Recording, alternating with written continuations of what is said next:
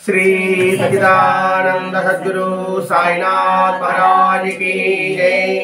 सद्गुरु भरद्वाज महाराज की जय। गुरुदेव दत्त। सद्गुरु श्री సాయినాథుని యొక్క సన్నిధానంలో ఆచార్య ఎక్లా భరద్వాజ మాస్టర్ గారి యొక్క ఆశీస్సులతో ఈరోజు డేగలపాలెం గ్రామంలో సాయి సన్నిధి అనే గ్రంథంలోని విషయాలని మనం వివరించబోతున్నాం. ఈ సాయి సన్నిధి అనే గ్రంథంలోని అంశాలు ఏమిటంటే, బాబా దగ్గర అతి సన్నిహితంగా ఉన్న భక్తులు వారి వారి అనుభవాల మాలే సాయి సన్నిధి గ్రంథం. అంటే బాబా దగ్గర ఉంటూ వారి భావాలు ఎలా ఉన్నాయి, వారి ఆలోచనలు ఎలా ఉన్నాయి, వారి మాటలు, వారి చేతలు ఎలా ఉన్నాయో చక్కటి వివరణ ఈ సాయి సన్నిధి గ్రంథం. ఇది భరద్వాజ మహర్షి గారు చివరగా రాసిన గ్రంథం. 1988లో గురు పూర్ణిమ రోజు పూర్తి చేసి ఆవిష్కరణ జరిగింది గ్రంథం. ఆ తర్వాత 1989లో మహర్షి గారు శరీరం పెట్టారు. ఈ గ్రంథంలో ముఖ్యం అంటే 27 అధ్యాయాలు. 27 అధ్యాయాలు 2 7 2 + 7 ఎంత? 9. 9 అంటే 9 శ్రేష్టమైనది సంఖ్య. నవవిధ భక్తి సంకేతం. శ్రవణము, స్మరణము, కీర్తనము, పాదసేవ, అర్చన, నమస్కారము, దాస్యము, సఖ్యము, ఆత్మనివేదన. ఈ నవవిధ భక్తుల విధానం ద్వారా భగవంతునికి మనం ప్రీతిపాత్రలు కాగలం. అలాగే ఈ సాయి సన్నిధి గ్రంథంలోని ఈ 27 అధ్యాయాల ద్వారా భగవంతునికి మనం ప్రీతిపాత్రలు కావడానికి అవకాశం ఉంది. వాటి ద్వారా అవుతారు. ఈ గ్రంథం పారాయణ ద్వారా మనకు అవకాశం ఉంది. ఎప్పుడు అవకాశం ఉంటుంది? ఆ గ్రంథంలోని వారి వారి అంశాలని తెలుసుకొనగలిగితే. తెలిస్తే కాదు, తెలిస్తే వేరే, తెలిసి కొనడం వేరే. మామిడి పండు చూస్తే వేరే, మామిడి పండు కొంటే వేరే. కొంటే సరిపోదు, దాన్ని తింటే వేరే. తింటే కదా బాగుంటుంది, చూస్తే ఏం బాగుంటుంది, కొంటే ఏం బాగుంటుంది. అలాగే భగవంతుడి లీలలు వినడం, వినిపించుకోవడం, దాన్ని అర్థం చేసుకోవడం, అవగాహన చేసుకోవడం, దాన్ని మననం చేసుకోవడం. అట్లా ఈరోజు కపర్దే. ఈ కపర్దే యొక్క జీవిత విధానాన్ని మనం వివరించుకోబోతున్నాం. ఈయన పూర్తి పేరు దాదాసాహెబ్ కపర్దే. ఇంకా పుస్తకంలో దాదాసాహెబ్ కపర్దే అని మాస్టర్ గారు రాస్తున్నారు. ఈయన మొట్టమొదట పుట్టుకతో చాలా పేదరికంలో పుట్టాడు. ఆయన తను పేదవాడనే భావన లేకుండా కష్టపడి ఎవరైతే చదువు చెప్తారంటారో వాళ్ళ దగ్గరికి పోయేది, చదువుకునేది. అప్పుడు ఇవాళ లైట్లు ఉండేది కాదు, కృష్ణాల దీపాలు. చదువు చెప్పాలంటే ఒక్కొక్క ఇల్లు ఎక్కడ ఉంటాయి, ఒక ఇల్లు ఉంటే ఆడొక ఇల్లు ఉంటాయి. అయ్యేళ్ళు చాలా దూరంగా ఉన్నప్పటికీ కూడా ఈ శ్రద్ధగా పోయి సంస్కృతము అన్నీ ఆ వయసులో ఎంత చదువు కావాలో అంత చదువుకున్నాడు. అంటే ఇంచుమించు హై స్కూల్ చదువుకుందాం. అక్కడి నుంచి బొంబాయికి వెళ్ళి ఇంకా పై చదువుకున్నాడు, కాలేజీ చదువు. చదివిన తర్వాత ఎంతగా చదువుకున్నాడంటే అప్పుడైతే సంస్కృతమే. ఆ సంస్కృతంలో ఎక్కడ ఏం అడిగినా, ఏ విధంగా అడిగినా చెప్పేవాడు. అంటే శ్రద్ధగా ఉంటే వస్తుందా చదువు, శ్రద్ధ లేకపోతే చదువు వస్తుందా? అలాగే శ్రద్ధగా ఉన్నప్పుడు ఏమవుతుంది, పైకి ఎదగలం. శ్రద్ధ లోపించింది అనుకోండి, కిందనే ఉంటాం. మనం కింద ఉండాలా, పైన ఉండాలా? అంటే ఈ కపర్దే పేదరికంలో పుట్టాడు. డబ్బులు పేదరికం అని తెలుసు కదా. పేదవాళ్ళు అంటే ఏంటి? వాళ్ళకి తినడానికి తిండి ఉండకపోవచ్చు, చదువుకోవడానికి పుస్తకాలు కొనుక్కోలేకపోవచ్చు. అయినప్పటికీ కూడా శ్రద్ధ లేదనుకోండి, ఏదో ఒక రూపంలో ఎవరో ఒకరు పుస్తకం ఇవ్వడము, అయ్యోరు వచ్చి పాఠాలు చెప్పడము ఉచితంగా జరిగింది. అది గ్రహించాడు. వకీల్ అయ్యాడు, లాయర్. తెలుసు కదా. లాయర్ చదవాలంటే ఎంత కష్టం కావాలి, ఎంత డబ్బులు కావాలి. అప్పట్లో ఇప్పుడే అప్పటి సంగతి ఆలోచిస్తున్నాం మనం. అప్పుడు 2 రూపాయలు ఇస్తే ఒక బస్తా బియ్యం వస్తుంది. 2 రూపాయలకి బస్తా బియ్యం అంటే అప్పుడు ఆ డబ్బులు కూడా ఉండేది కాదనమాట. అప్పుడు కాయిన్లు, పైసలు. అయినా వకీల్ ఉద్యోగం సంపాదించాడు. ఎంత అప్పట్లోనే ఈయన సంపాదన సంవత్సరం 1 లక్ష రూపాయలు ఉండేదట. అప్పుడు 1 లక్ష రూపాయలు అంటే గొప్ప. అంటే ఎంత కష్టపడితే కష్టే ఫలే అని చెప్తారు కదండి. అంటే కష్టపడితే ఫలితం మనకి అధికంగా లభిస్తుంది. శ్రమ ఏవ జయతే సత్యమేవ జయతి అని వింటూ ఉంటారు కదా. కాబట్టి కష్టపడడం మనం నేర్చుకోగలగాలి. అప్పుడు పెద్ద బంగళా ఆయనకి, గుర్ర బండిలు, ఎంతోమంది పేదలకి ఆశ్రమించాడు. ఎందుకు పేదలకు ఆశ్రమించాడు? ఇతను పేదరికంలో ఉన్నాడు కాబట్టి, విలువ తెలుసు కాబట్టి. అందుకని తను బాగా సంపాదించినప్పటికి కూడా పేదల పట్ల దృష్టి మరలించాడు. అంటే దీన్ని బట్టి మనం తీసుకోవాలి, ఎంత ఎదిగినప్పటికి కూడా మనం సహాయం చేయాలి. అంతేగాని మనం బాగా ఎదిగే చెప్పేసి పేదవాళ్ళు వస్తే చీపోరా చాపోరా అని అనకూడదు. అర్థమైందా? అలా ఈయన బాగా చదువుకున్నారనుకోండి, చదువులు దాని పిల్లలకి మీరు చదువు చెప్పడం అలవర్చుకోగలగాలి. పెద్దలు కాలేజీకి వెళ్తారు, ఇంజనీర్ చదువుతారు, లీవులకి ఊరికి వస్తారనుకోండి, అప్పుడు చిన్నపిల్లలకి చదవమని చెప్పమని చెప్తే వాళ్ళు శ్రద్ధగా మీరు చెప్పగలగాలి. అది దీని ద్వారా మనం నేర్చుకోవాల్సింది. ఈయన అంతేకాకుండా తన సేవా కార్యక్రమం పాల్గొనేవాడు. సామాజిక సేవా కార్యక్రమాలు అంటే ఏమిటి? పేదవాళ్ళకి, చదువుకునే పిల్లలకి పుస్తకాలు తీసేయడం, ఫీజులు కట్టడం, అలాగే పేదలకు ఉచితంగా భోజనాలు కట్టడం, ఇట్లాంటి సేవా కార్యక్రమం చేస్తుండేవాడు. అప్పుడు ఉన్నప్పుడు బ్రిటిష్ వాళ్ళు పరిపాలించేవారు. ఏది 1800 ఆ ప్రాంతాలు అంతా కూడా తెలుసు కదా. ఇంగ్లీష్ వాళ్ళు పరిపాలించారు మన దేశాన్ని, తెలుసా? బ్రిటిష్ వాళ్ళు చెప్తే మనకు స్వాతంత్రం లేదు కదా. స్వాతంత్రం కోసం పోరాడారు చాలామంది.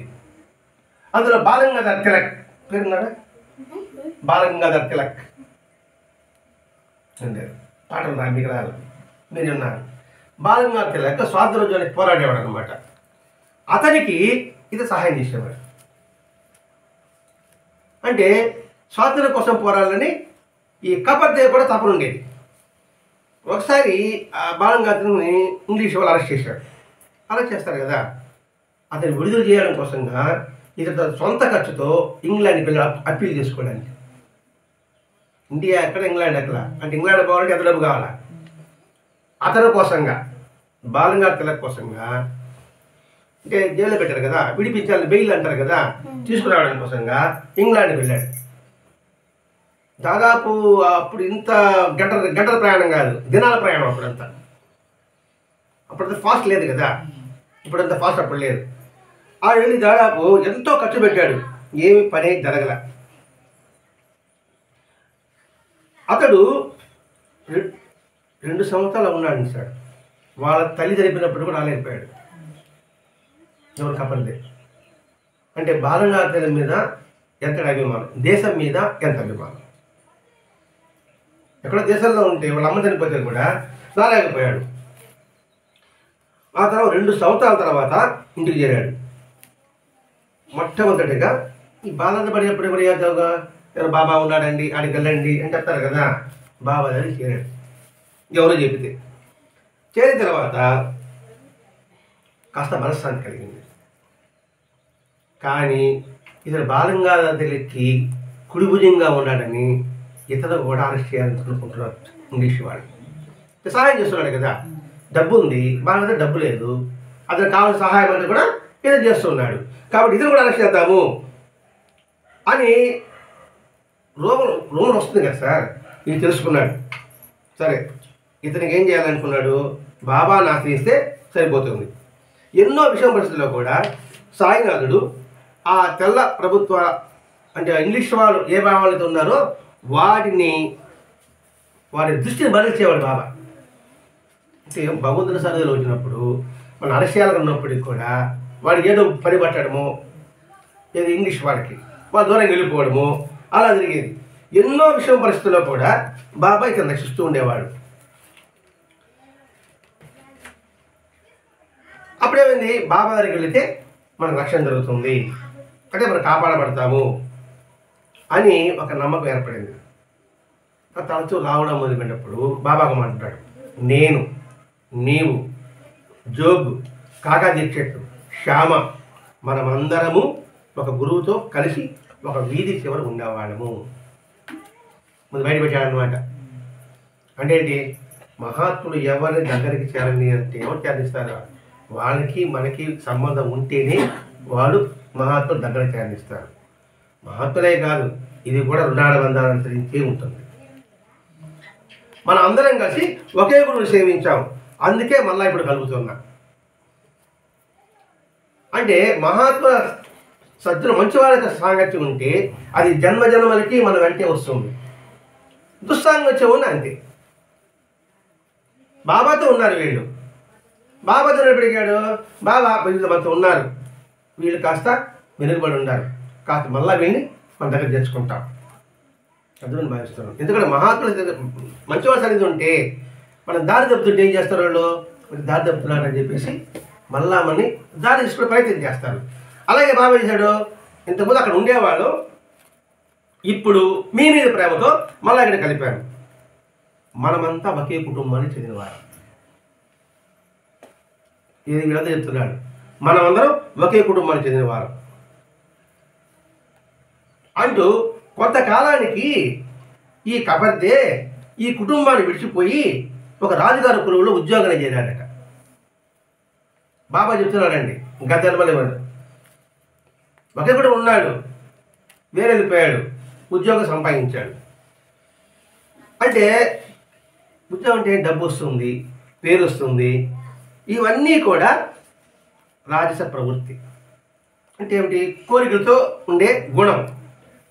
అటువంటి వెనుక జన్మలో ఉండదని బాబా ఇలా తెలియజేశాడు.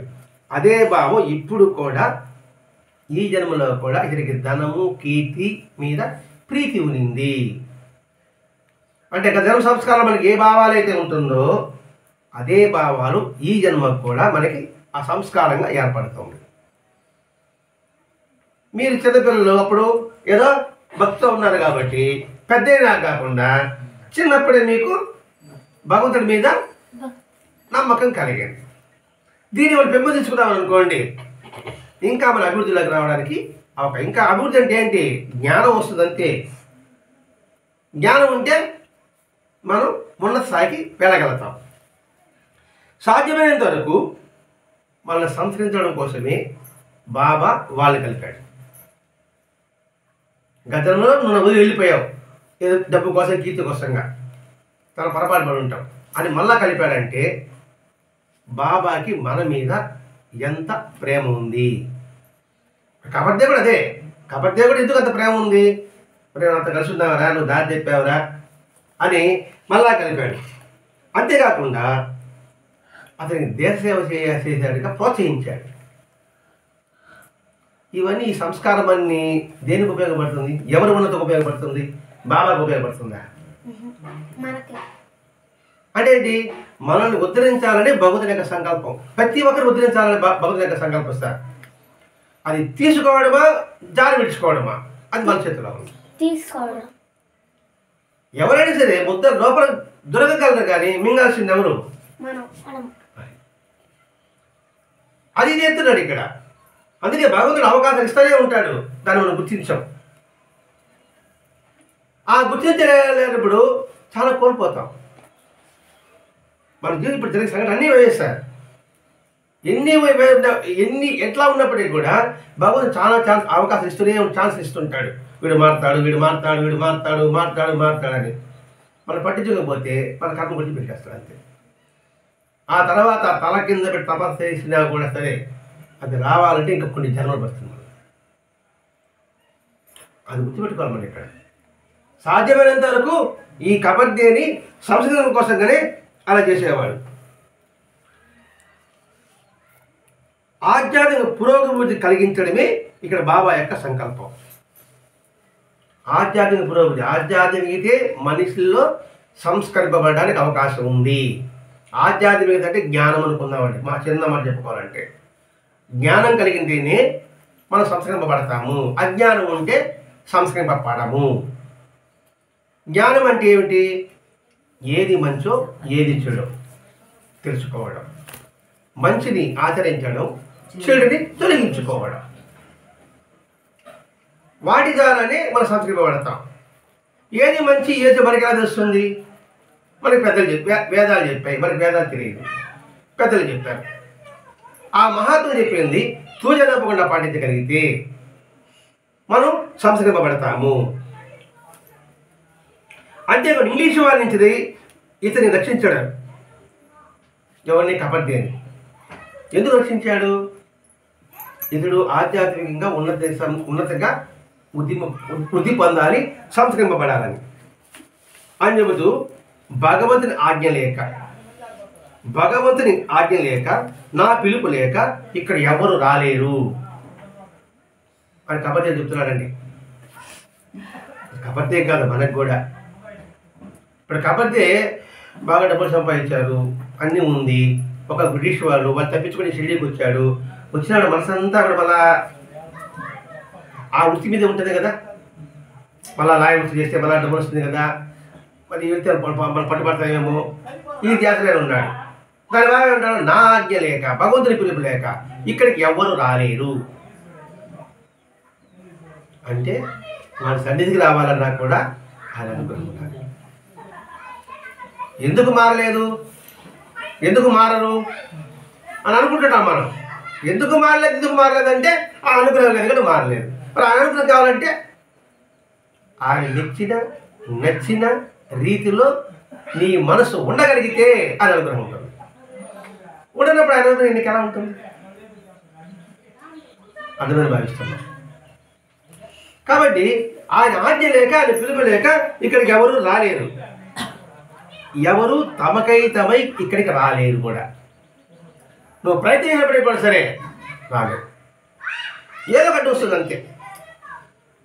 అది సత్సంగానికి కావచ్చు, దేవాలయం వెళ్ళడం కావచ్చు, లేదా మంచి పనికి వెళ్ళడం కావచ్చు. నేను వెళ్తాను అనుకున్నట్టుకంటే అది సాధ్యపడదు. మన ప్రారంభం అడ్డుపడుతుంది. ఆ అనుగ్రహం అనుకోండి, ఆ ప్రారంభం తొలగిపోతుంది. అందుకని ఆయన పిలుపు లేక రాలేము, మనకైనాము రాలేము. ఆయన పిలుపు అంటే రాగలము, మన ప్రయత్నం లేకుండానే. అంతేవరకు కబడ్డీ చెప్తున్నాడండి, నేనే అనేక మిషన్ల మీద వారిని నా చెంత తెచ్చుకున్నాను. మిషన్లు అంటే అనేక కారణాల వల్ల, ఏదో కారణాలు మీ మీద మనసు పడిన దానికి మిమ్మల్ని తప్పించుకోవాలి. మీరు రారు గుండికేస్తారు. దానికి ఏం చేస్తాడు? మీకు ఏదో పని పెడతాడు, ఏదో కష్టం పెడతాడు, ఏదో ఒక సహాయం చేస్తాడు. ఏదో అదృశ్యంగా ఆ రూపాయలు మీరు ఎక్కడికి వస్తాడు. కారణం లేనిదే భగవంతుడికి రాదు. మన జీవితంలో చూసి మనకి అర్థమవుతుంది సార్. ఇంతకు ముందు ఎంతగా తపనపడి ఉంటామో రాలేదు. ఆయన అనుగ్రహం మరి పడతానే మరి ఇక్కడ కూర్చోండి. అది మీకు పరిశీలించుకోండి, నేను పరిశీలించుకుంటాను, మీరు పరిశీలించుకోండి. బాగా ఆలోచించాలంటే ఇంతకుముందు ఎందుకు రాలేకపోయాము, ఇప్పుడు ఎందుకు రాగలుగుతున్నాము అంటే మనలో ఉన్న తపన ఆర్తి ఎంత ఎక్కువగా ఉన్నప్పుడు, ఆయన తెలుసుకున్నప్పుడు వెంటనే మనకి దానికి అనుకున్న పరిస్థితి ఆయన ఏర్పరుస్తూనే ఉంటాడు. నేను ఒక దగ్గర వెళ్ళకూడదు అనుకున్నాను, కానీ వెళ్ళాలని పట్టుబడుతున్నాను. వెంటనే ఆయన తెలుసు కదా, మనం ఎప్పుడే ఏది అనుకున్నాం వెళ్ళదనుకున్నామో ఆ విధంగా పరిస్థితులు అలా ఏర్పరుస్తారు. మనం నోరు ఎరగకూడదు. అటువంటి సంఘటనలు ఈ కపర్దేకి జరుగుతూ ఉన్నాయి. కాబట్టి ఎక్కడ ఉన్నా నా దగ్గరకు నేను రాకుంటాను. ఎవరిని? నావాడు పదండి, నావాడు ఎక్కడున్నా నేను దగ్గర లాక్కుంటా. మరి ఆయన వాడంటే ఆయన కోసం పరితపించేవాడు ఆయన వాడు అవుతాడు. ఆయన కోసం పరితపించి నటించేవాడు వేరువాడు అవుతాడు. ఇక్కడ నటన ఉంది, సహజం ఉంది. కానీ తను నటనను గుర్తించడానికి కొన్ని జన్మలు పడుతుంది. కాబట్టి నావాడు ఎక్కడో నేను లాక్కుంటాను. ఇంకొక సంగతి ఏంటంటే, ముందు ఇతనికి నిమిత్తం చేసుకొని ఎవరిని? ఈ కపర్దేని బాలంగార్తులకి తను రప్పించుకోవాలి. తను రప్పించుకోవాలంటే బాలంగార్తులకి ఇష్టం ఏర్పడాలి. ఈ రూపైన ఈ కపర్దే ద్వారా బాలంగార్తులని తను రప్పించుకోవాలా. ఇవన్నీ కపర్దేకి ఏం తెలుసు? మరి మనకనే తెలుసా? మనం చూద్దాం. మనకి ఏదో కారణంతోనే రాగలిగాం. ఈ దేవల బలానికి రావడానికి కారణం ఎవరు? రేవతి. రేవతిని అడ్డు పెట్టుకున్నాడు. రేవతిని అడ్డు పెట్టుకొని ఈ సత్తాగా ఏర్పాటు చేశాడు. అది మీకు తెలుసా? మొట్ట తెలియదు కదా. రేవతి ఏమో ఇక్కడ లేదు, ఆ అమ్మాయి దుబాయ్ వెళ్ళిపోయింది. అంటే ఆ అమ్మాయి కారకురాలు అయింది.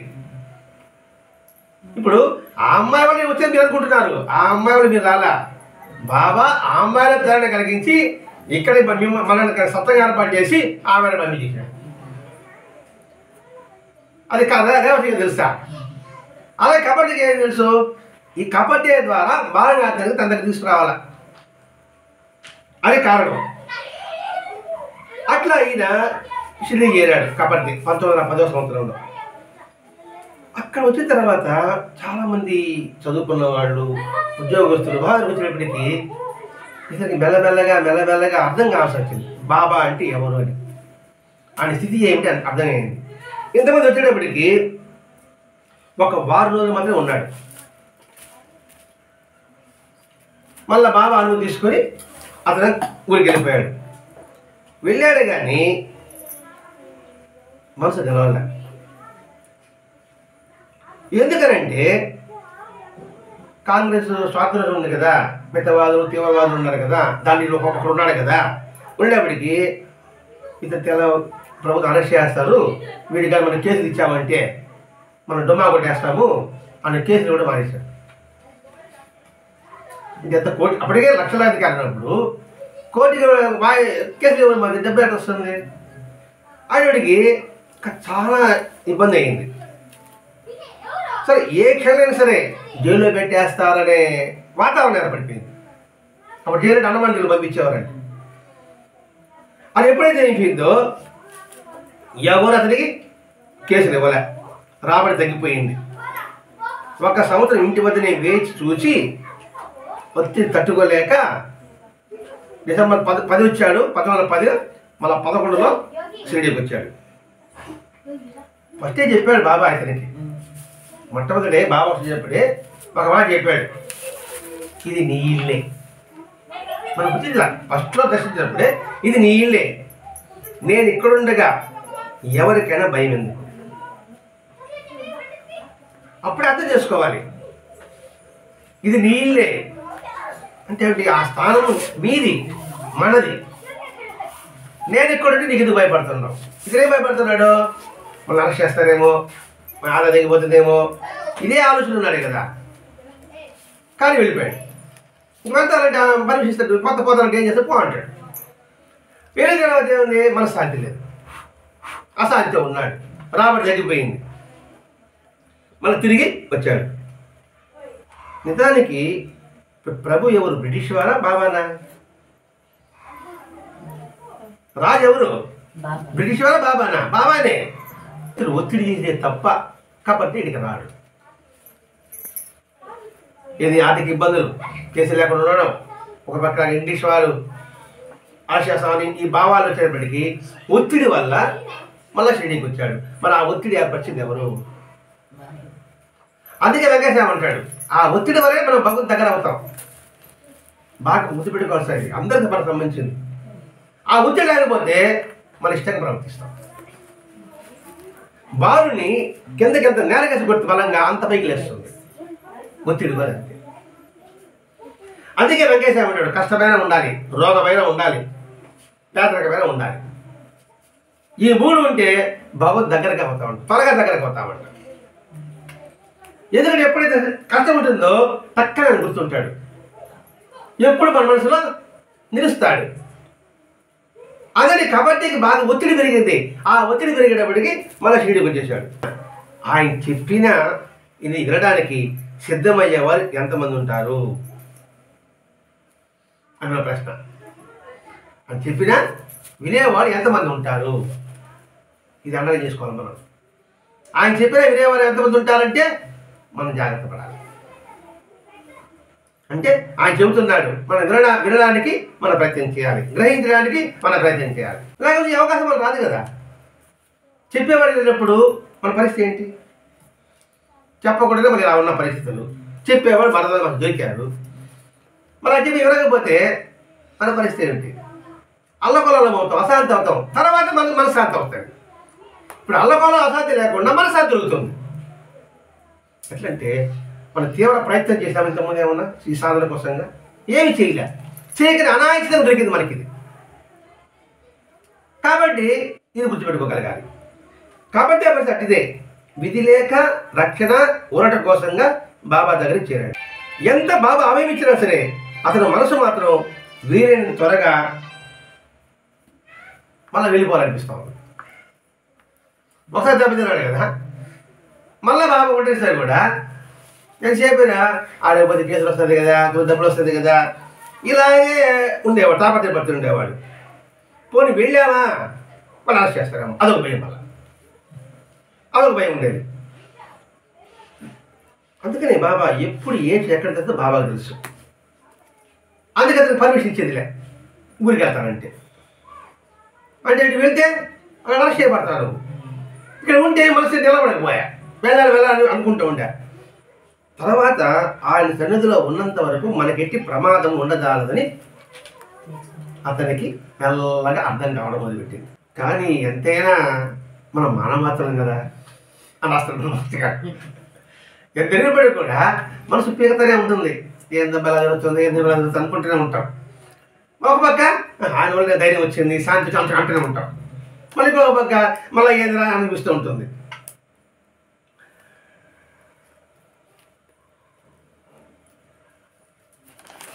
ఆ ఊరికి వెళ్ళి, అంటే వాళ్ళ ఊరికి ఎప్పుడెప్పుడు ఆ లాయ్ వచ్చేద్దామా ఇదే భావన ఉండేది. వెంటనే శ్యామాది అడిగిచ్చాడు, నేను మా ఊరు వెళ్తాననేసి. వెళ్ళమంటామంటే ఇప్పుడు శ్యామ అడగలే, కపర్దే అడగమని శ్యామ అడిగాడు. అది బాబా తెలియదా? కపర్దే నేను అడగకుండా శ్యామ అడిచాడు, బాబా తెలియదా? కానీ అతడు ఓరి వహించు అని చెప్తూ వచ్చాడు. అంటే ఎందుకని అతను సంస్కరించడానికే అది నడిపించింది. భవిష్యత్ అంతా బాబాకి స్పష్టంగా తెలుసు. అతడు ఎప్పుడు తిరిగి ఊరు వెళ్తాడో తెలిసినప్పటికీ ఆయన పెదవికి ఒక్కసారైనా ఆ మాట మాత్రం చెప్పలే. ఇది పలానా రోజు వెళ్ళి చెప్పచ్చు కదా. ఇది సహనాన్ని పరీక్ష పెట్టాడు. ఎంతకాలం ఎంత సహనం ఉంటుందో అతని పరీక్ష. ఎందుకంటే ఇప్పుడు వెళ్ళినా కూడా పని జరగదు. అందుకని ఎప్పుడు వెళ్ళాలో బాబాయ్ తెలుసు. అలా వెళ్ళాడు. రేపు వెళ్ళు ఇలా చెప్తుండేవాడు, వెళ్ళొద్దని చెప్పేవాడు. ఇంకొకసారి నువ్వెందుకు సిఫార్సు చేస్తున్నావు, వారి ఎదురు నీకెందుకు అంటాడు మళ్ళీ శ్యామని. కాబట్టి అడగలేకపోయా. వెంటనే ఇంకా లాభం లేదు అని అడగడం మానేశాడు. అక్కడ లైన్ క్లియర్ అయిన తర్వాత పంపించాడు. సర్వజ్ఞుడు బాబా, ఆయనకు అన్నీ తెలుసు. ఇప్పుడు ఒక్కొక్క సంఘటన గుర్తుపెట్టుకోవచ్చుదంటే మనం తొందరపడతాం, జరగలేదని. ఒక వేళ్ళు ఆ పని జరగదు. అది ఎప్పుడు జరగాలనో అప్పుడు ఆయన అనుమతి వచ్చింది అనుకోండి, ప్రశాంతంగా పోయి ఆ పని చేసుకొచ్చేస్తాం. అందుకని ఇక్కడ ఎదురు చూడడం కాదు, వేచి ఉండు అని ఇతను నేర్పుతున్నాడు. ఇక్కడ బాబాకి ఇంగ్లీష్లో రచించడం మాత్రమే బాబా ఉద్దేశం కాదు. ఇక్కడ ఏది కపర్దేని అరెస్ట్ చేయబడకుండా ఉండే ఉద్దేశమే కాదు, ఇతనికి ఆధ్యాత్మికంగా పరివర్తన తీసుకురావాలి. అది ఎంతవరకు సాధ్యమో అంతవరకు అతను పరివర్తన కలిగేంత వరకు శిరులో ఉంచాడు. అంటే ఏంటి? బాబా తన సన్నిధిలో కూర్చున్న ప్రతి వ్యక్తిని కూడా సంస్కరించడానికి ఆయన ప్రయత్నం చేస్తుంటాడు. ఎప్పుడు ఏమి చేయాలో, ఎక్కడికి పంపాలో సర్వజ్ఞుడు బాబాకు తెలుసు. ఆయన సన్నిధిలో ఉన్నంతకాలం, శిరుడిలో ఉన్నంతకాలం అతను రక్షింపబడతాడు అని అర్థమయ్యేటప్పటికీ కొంతకాలం పట్టింది. కేవలం సాయి వారికి బుద్ధి పుట్టకుండా చూశారని. ఎవరికి? ఇంగ్లీష్ వాళ్ళకి. షిరిడిలో ఉంటే అరెస్ట్ చేయడం పెద్ద కష్టమేం కాదు వాళ్ళకి. ఇంగ్లీష్ వాళ్ళకి పెద్ద కష్టం ఉంది, ఏమన్నా. కానీ వారికి ఆ బుద్ధి పుట్టనీయకుండా చేశాడు. ఒకవేళ అతను అలాంటి బుద్ధి పుట్టినా తొలగిస్తూ వచ్చాడు. ఒకసారి బాబా అన్నాడు, ఒక గవర్నరు ఒక బలిసి తీసుకొచ్చాడు, అతను పెరుగులాడి అది తరివేశాను, చివరికల్లా అతను నచ్చ చెప్పి వెనుక పంపివేశాను అని బాబా చెప్తున్నాడు. ఒక గవర్నర్ బలిసి తీసుకొచ్చాడంట. బలిసి అంటే నోటీసు. వచ్చిన తర్వాత నోటీస్ ఇవ్వకుండా ఆ నచ్చ చెప్పి పంపించేశాడట. ఇది ఎవరికి అర్థమవుతుంది ఈ మాట మాట్లాడితే? తర్వాత కాలాంతరం తెలిసింది కాబట్టి ఇది మన గురించేరని. కాబట్టి ఆయన పరిభాషలో మాట్లాడితే ఎవరికి అర్థం కాదు. బాలంగాతలకు కాలాగస్తి విధించినందుకే ప్రజలు కొంచెం బాగా ఊగిపోతున్నారు. అంత గొప్ప అరెస్ట్ చేశారనేసి. ఇప్పుడు కానీ కపర్ది అరెస్ట్ చేస్తే ఇంకా ఆలోచన వస్తుందని చెప్పేసి ఆ ఆలోచన పంపించారు. అది ఇక్కడ మన గుర్తుపెట్టంటే, మన సత్సంకల్పము శ్రద్ధ ఉంటే మనకు వ్యతిరేకులు కూడా వాళ్ళను మారుతారు, లేదా వాళ్ళు తప్పు. ఇది బాబా ఇక్కడ చేశాడు. వాళ్ళు బుద్ధి పుట్టనే కూడా చేశాడు. ఇది కర్త కర్మ క్రియవుడు సాయినాథుడే.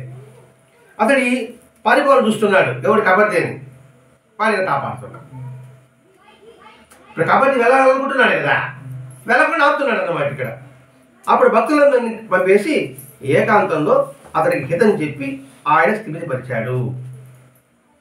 ఎవరు? కబర్దేని. అలాడుతూ ఉంటాడు కదా సార్. అలాడుతున్నప్పుడు ఏం చేశాడు? అందరిని పంపించేశాడు.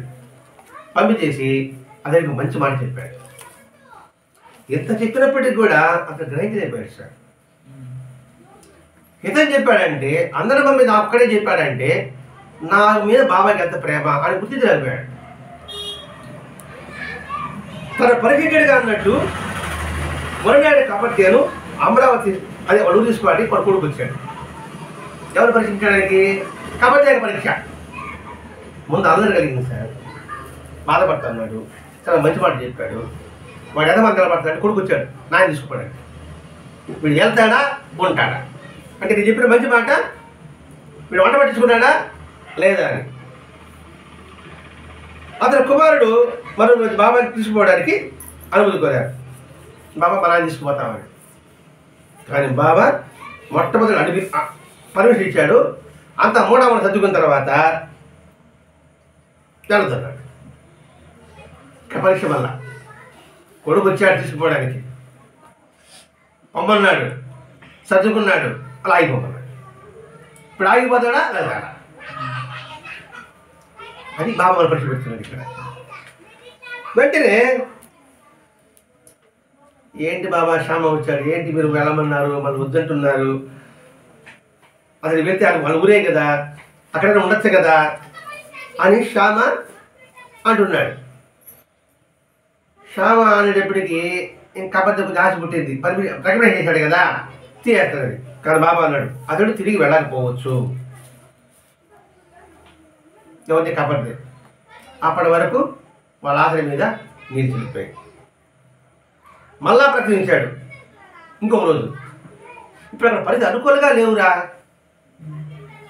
నేను పర్మిషన్ వెళ్తాడు, అక్కడ పరిస్థితి అనుకూలంగా లేదు వాడికి అని బాధపడికి ఇది లేక అక్కడే ఉండిపోయాడు. 4-5 మాటలే ఇవి.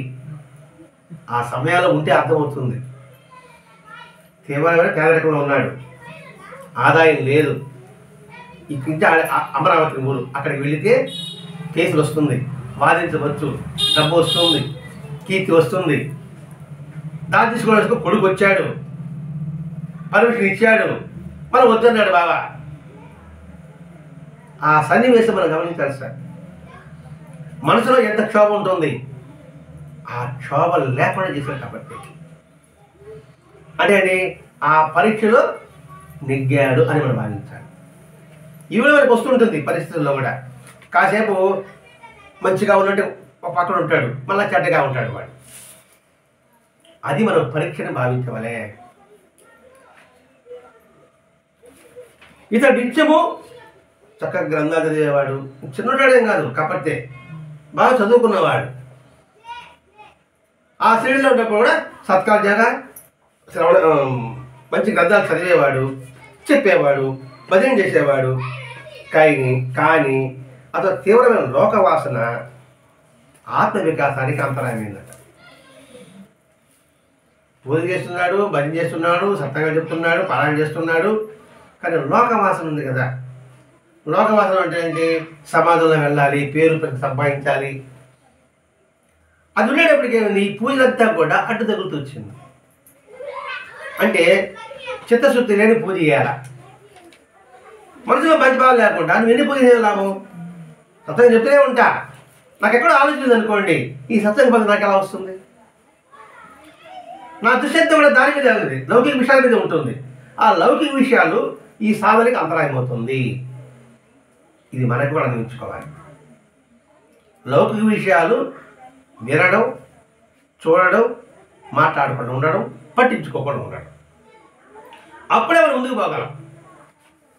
లేకపోతే ఏనుగు స్నానంలా అయిపోతుంది. స్నానం చేయడం, బురద వేసుకోవడం. కాబట్టి ఇక్కడ లోకవాసన మీద మనం నిర్లిప్తత కలిగి ఉండాలి, వదలకూడదు. నిర్లిప్తత కలిగి ఉండాలి. ఎంత మేరకు అవసరమో అంత మేరకు ఉంచుకోగలగాలి. అందుకే భక్తుడంటే ఉంటారు లోకవాసన, శాస్త్రవాసన, దేహవాసన. ఈ మూడు లేనివాడే నిజమైన సాధకుడు. ఈ మూడు లేనివాడు నిజమైన సాధకుడు. ఈ మూడింట్లో ఒకటైనా మనకు ఉంటుంది. కాబట్టి ఇక్కడ జాగ్రత్త పడడము అనేది మనం ఇక్కడ గ్రహించవలే. ఈయన రోజు పూజలు చేస్తుంటాడు, మళ్ళా దినపత్రికలు, సినిమా పత్రికలు చూస్తూ ఉంటాడు. ఆ ప్రభావం మనసు మీద ఉంటుందా ఉండదా? అంటే వార్తాపత్రికలు చూడడం కూడా ఆ ప్రభావం ఉంటుందా ఉండదా? వార్తలు చూసినా కూడా మనకు ఆ ప్రభావం ఉంటుందా ఉండదా? వార్త చూస్తా అనుకోండి, 6 గోళ్ళు 7 గోళ్ళు 6 గోళ్ళు అంటే అది కొంచెం పోయి మనసు మీద ప్రభావం ఉంటుంది సార్. ఆ ప్రభావం వల్ల సంస్కారంగా మారి జనపరములకు కారణమవుతుంది. ఎందుకంటే సనత్ కుమార్ మహర్షి రాక్షసులకి దేవత యుద్ధం జరుగుతా ఉంటే మహర్షి అయినా యుద్ధం జరుగుతుంది, రాక్షసులు చావాలరా, చంపాలరా అనుకున్నాడు మనసులోనే. తిరిగి సుబ్రహ్మణ్య స్వామి జన్మించాడు రాక్షస సంహార కోసంగా, శివుడి కుమారుడిగా. అంటే అది దుష్ట శిక్షణ కోసమే. మనం తెలుసుకోదంటే మన యొక్క భావాలు జన్మలకు కారణమవుతుంది అని చెప్పడం ఉద్దేశం అండి. ఇక్కడ శరత్ కుమార్ సుబ్రహ్మణ్య స్వామి జన్మించడం మంచిదే, అది రాష్ట్ర సంహారం కోసమే. కానీ మన దృష్టి ఏంటంటే మన ఆలోచన కూడా ఒక జన్మ కారణమవుతుంది.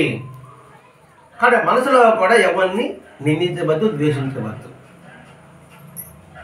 ఆ ద్వేషం ఏమవుతుంది? మళ్ళా వాళ్ళకి మనం బంధం అవుతాం, మళ్ళా వాళ్ళు మనం నిందిస్తారు, మళ్ళా మనం ద్వేషిస్తారు. అది నిర్లిప్త కలిగి ఉండు, అది అలవర్చుకోగలగాలి. ఈ ఆధ్యాత్మికత అనేది మనం ఆలోచుకుంటే, అభ్యాసం చేసుకుంటే మనం త్వరితగతిన సంస్కరింపబడతాము. ఈ ఆలోచన ఉండేప్పటికీ ఎన్ని పూజ చేసినప్పటికి కూడా ఉపయోగం లేదు. ఇతడు నిరంతరము వేదాంతము, పరమామృతము, దాసబోధ ఇలా చదువుతూ ఉండేవాడు.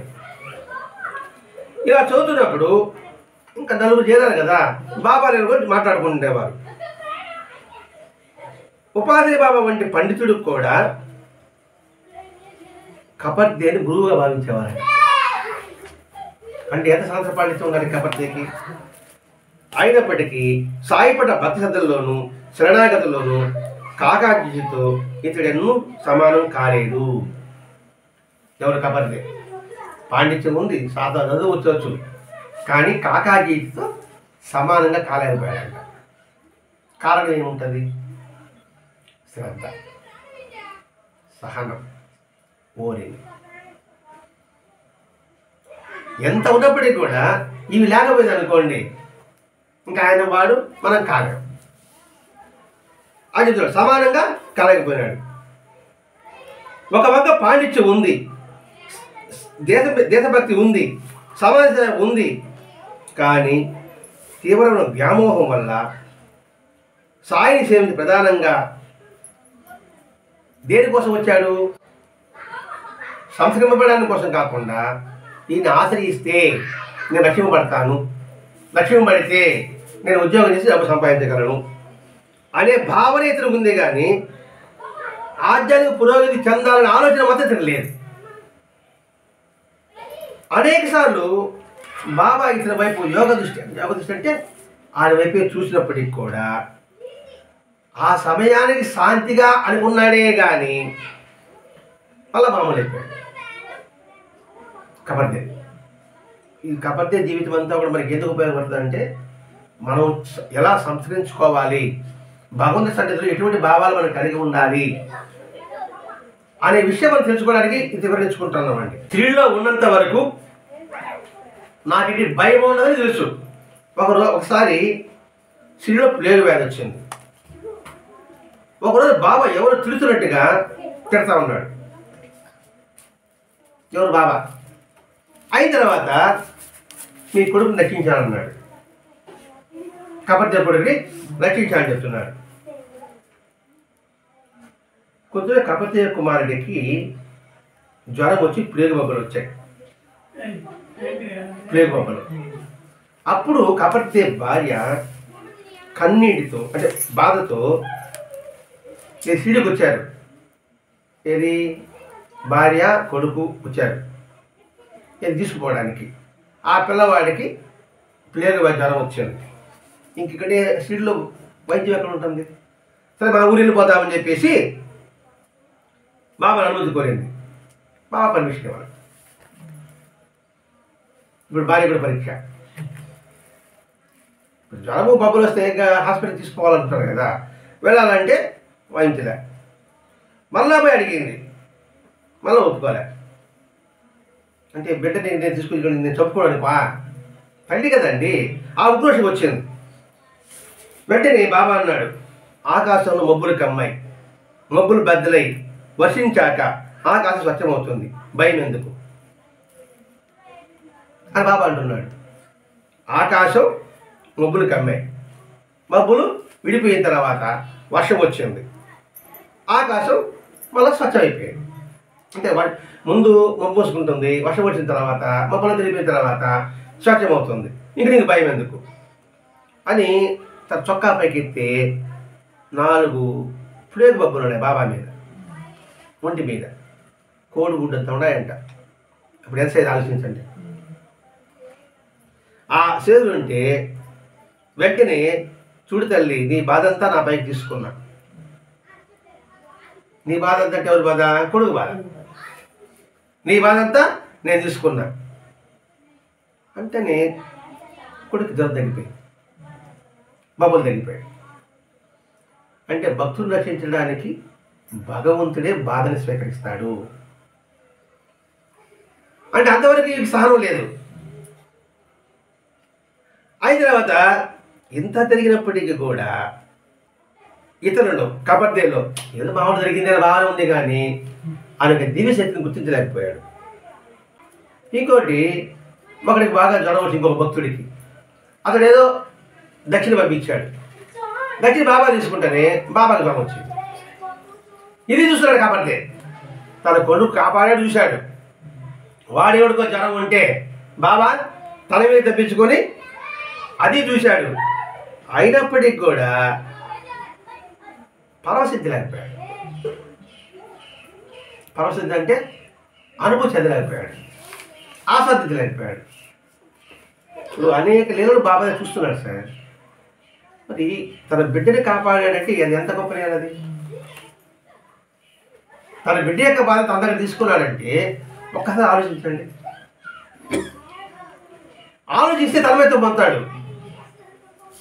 ఏదో భావన జరిగింది, ఏదో కాకతీయంగా జరిగింది అనే భావన ఉంది. అంటే పరవశించలేకపోయారు. మనం కూడా భగవద్ దగ్గర అనేకమైన సహాయం మనం పొందుతూనే ఉన్నాం,